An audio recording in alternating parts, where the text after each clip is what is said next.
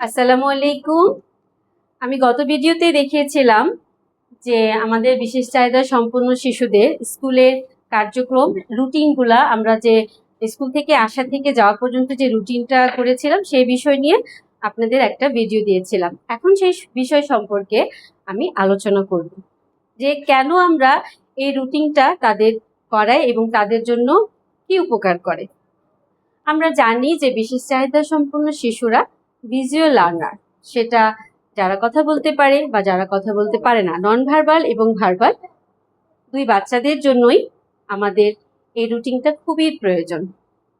তারা দেখে দেখে শেখাটা খুব বেশি পছন্দ করে এবং এখানে আমরা ফ্ল্যাশ কার্ড ব্যবহার করেছি।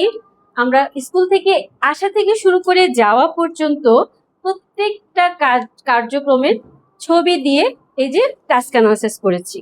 এতে আমাদের বাচ্চাগুলা বুঝতে পারে যে কোনটার পর কি হবে, কোনটার পর কি কাজ হবে।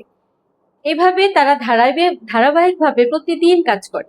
এর ফলে কি হয়, তারা তাদের যে দৈনন্দিন জীবনে যে কাজগুলো আছে, স্কুলে এই যে এসে কাজ করা, বসে শান্ত হয়ে একটার পর একটা কাজ করা, এতে তাদের সোশ্যালাইজেশন স্কিলটা ডেভেলপ হচ্ছে, তাদের যে অড বিহেভিয়ার গুলো আছে সেটা রিডিউস হচ্ছে, তাদের হাইপার অ্যাক্টিভিটিস কমতেছে এবং তারা তাদের কাজগুলো কিভাবে করতে হবে সেটা তারা বুঝতে পারছে।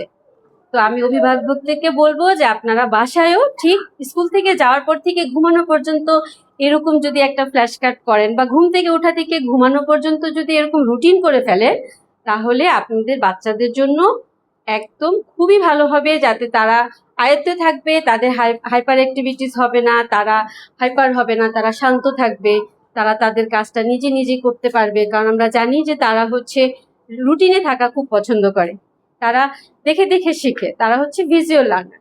তো আমাদের জন্য সবাই দোয়া করবেন। আজকে এই পর্যন্তই। আল্লাহ হাফেজ।